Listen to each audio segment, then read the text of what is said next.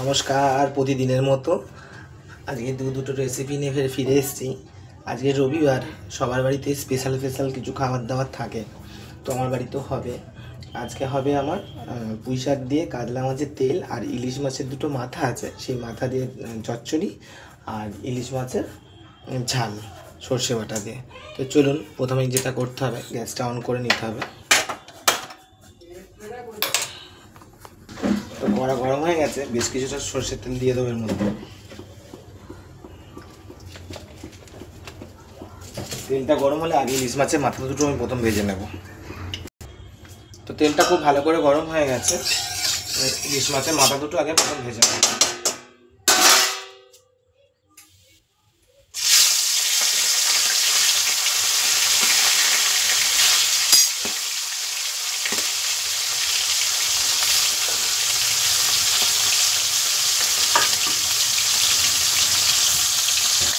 মাছের মাথাটা একটু উল্টে পাল্টে ভালো করে লাল করে ভেজে নেব।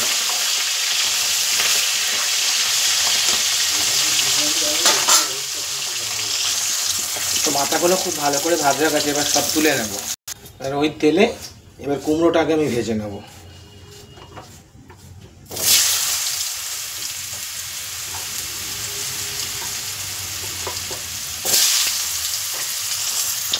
সামান্য একটু লবণ দেব।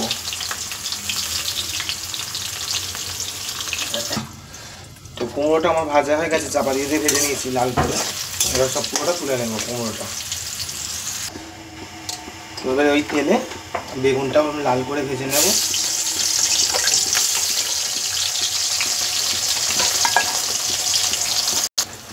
বেগুনটা এবার তুলে নেব।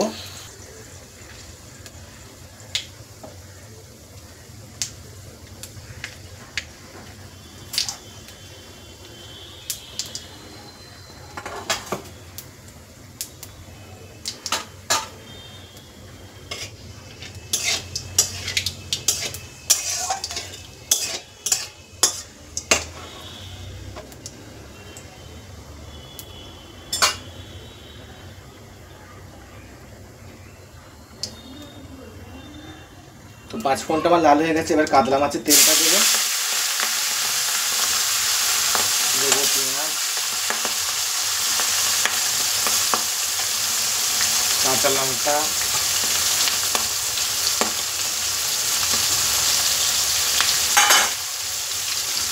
আলু আর ডাঁটা সব একসাথে ভাজি।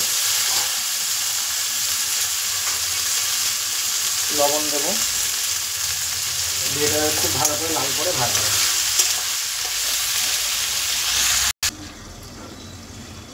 তো এবার ঢাকাটা খুলে একবার দেখবো। হ্যাঁ, দেখছেন ডাটার কালারগুলো আলাদা হয়ে গেছে, পুরো তেলেই হবে। দেখছেন তেলে পুরো বুজবুজ করে হচ্ছে। যা তেল দিয়েছি আমার কাতলা মাছের তেলটা বেরিয়েছে, ইলিশ মাছের মাথা থেকে তেল বেরিয়েছে। তো এই সময় আমি কেটে রাখা পুঁই শাকটা দিয়ে দেবো এর মধ্যে। পুঁই শাকটা দিয়েও ভালো করে চাপা দিয়ে ভাজবো। তো চলুন খুলে এবার দেখে নিই। এতক্ষণে চাপা দিয়ে, হ্যাঁ, এই যে কালারটা চেঞ্জ হয়ে গেছে, চাপা দিয়ে ভেজে এবার বাকি সব মশলা দিয়ে দেবো। আদা রসুন বাটা,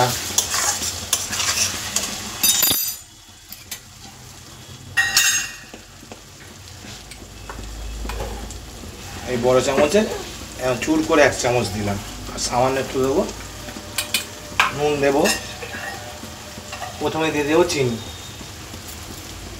এবার দেবো নুন, স্বাদের জন্য নুন। নুন ছাড়া কোনো জিনিস যায় না, অত্যাধিক বেশি হয়ে গেলে যেমন খাওয়া যায় না, তেমনি আবার নুন ছাড়া রান্নাও হয় না। দিয়ে এটাকে ভালো করে কষাবো। এখন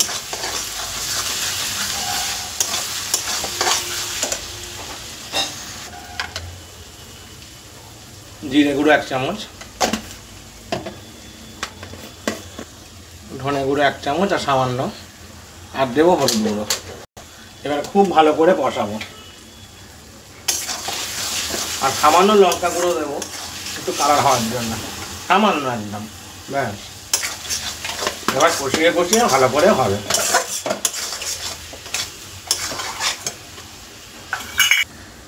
তো ভালো করে কষানো হয়ে গেছে, দেখতে পাচ্ছেন তেল ছেড়ে দিয়েছে। এবার ভেজে রাখা কুমড়ো, বেগুন আর ইলিশ মাছের মাথাগুলো সব দিয়ে দেবো।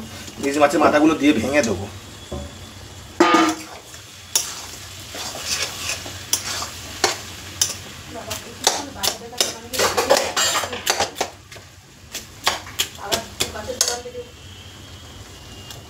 ইলিশ মাছের মাথাগুলো আমি ভেঙে দিচ্ছি।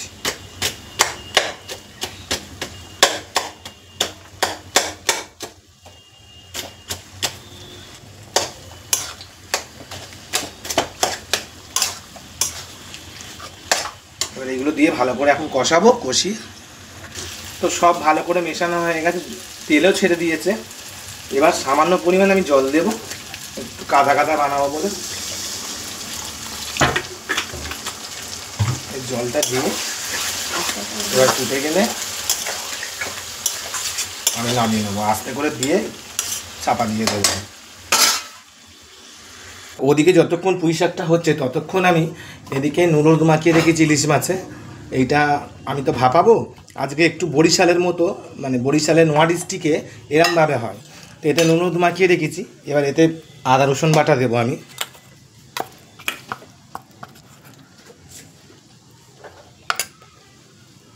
আদা রসুন বাটা দিলাম, দেবো সর্ষে বাটা,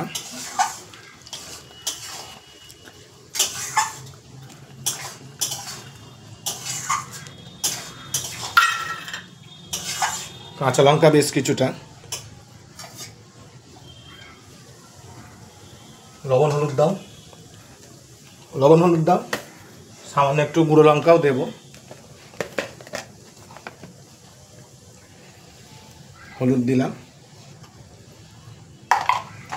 সরষের তেল দেবো বেশ কিছুটা,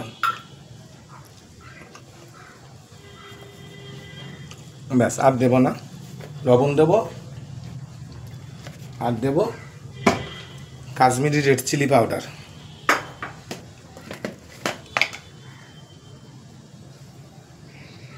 এবার এটাকে খুব ভালো করে ম্যারিনেট করব।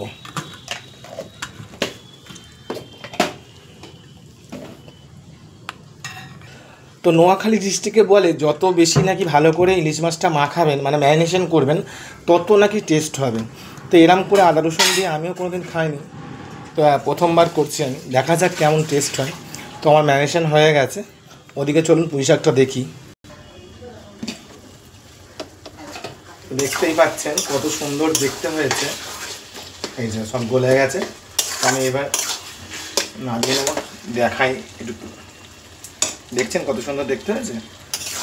নামিয়ে নিয়ে আমি কড়া ধুয়ে ফিরে আসছি। তো দেখুন নামানোর পরে ঠিক এমনি দেখতে হয়েছে। তেলটা দেখেছেন পুরো ভেসে উঠেছে। অ্যাকচুয়ালি এটা সর্ষের তেল পুরোটাই না, সর্ষের তেল ছিল, আবার কাতলা মাছের যে তেলটা ভেজে তার তেল, আবার ইলিশ মাছের মাথা ভাজার তেল। তো কেমন হয়েছে দেখতে কমেন্টে জানাবেন। তো চলুন এবার ভাপা ইলিশের যে নোয়াখালীর বিখ্যাত ইলিশ ওটা রেসিপিটা বানাই। তো চলুন গ্যাসটা অন করে নিই, নিয়ে কড়াটা বসিয়ে দেব। এবার সামান্য একটু তেল এতেও দিতে হবে। আর ম্যারিনেশনের সময় তো তেল দিয়েছি আমি। নোয়াখালী ডিস্ট্রিক্টের ইলিশ মাছ আমি ভাপাটা বানাচ্ছি, কেমন হলো না হলে একটু কমেন্ট করে জানাবেন। এই প্রথম বানাচ্ছি আমি। মাছগুলোকে না বিছিয়ে দিতে হবে।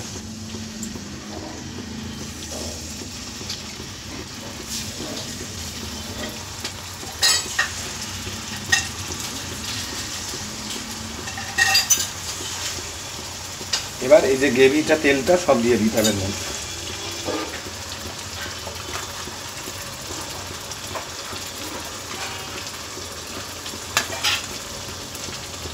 সামান্য পরিমাণে একটু জল দিতে হবে।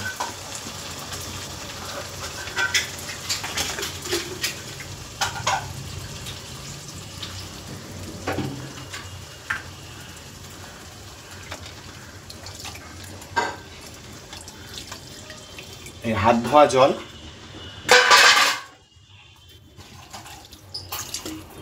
ব্যাস হয়ে গেল। এবার এটাকে ঢাকনা দিয়ে একদম লো ফ্লেমে 20 মিনিট ধরে আমি এটা বানাবো। তো আমার নোয়াখালীর বিখ্যাত ইলিশ ভাপা রেসিপি কমপ্লিট। চলুন খুলে দেখে নিই। বাহ, দেখছেন পুরো তেলটা উপরে ভেসে উঠেছে, বুঝবুঝ করছে। ক্লোজ করে দেখাচ্ছি, দেখুন। তো কেমন হয়েছে কমেন্ট করে জানাবেন অবশ্যই, ঠিক আছে? যারা আমার ফেসবুক পেজ থেকে দেখছেন প্লিজ আমার চ্যানেলটাকে ফলো করবেন। আর স্কিপ না করে পুরো ভিডিওটা দেখার অনুরোধ রইল। লাইক কমেন্ট শেয়ার করতে একদম ভুলবেন না, বেশি বেশি করে শেয়ার করবেন। যারা আমার ইউটিউব চ্যানেল থেকে দেখবেন, বাবি ইউটিউব চ্যানেলে গিয়ে সাবস্ক্রাইব করে পাশে থাকা বেল আইকনটি দাবিয়ে দেবেন, যাতে আমার নেক্সট ভিডিও আপনাদের সামনে আসতে পারে, আপনারা দেখতে পারেন। তো আজকের মতো ভিডিওটা এখানেই শেষ করলাম। টাটা, সবাই খুব ভালো থাকবেন।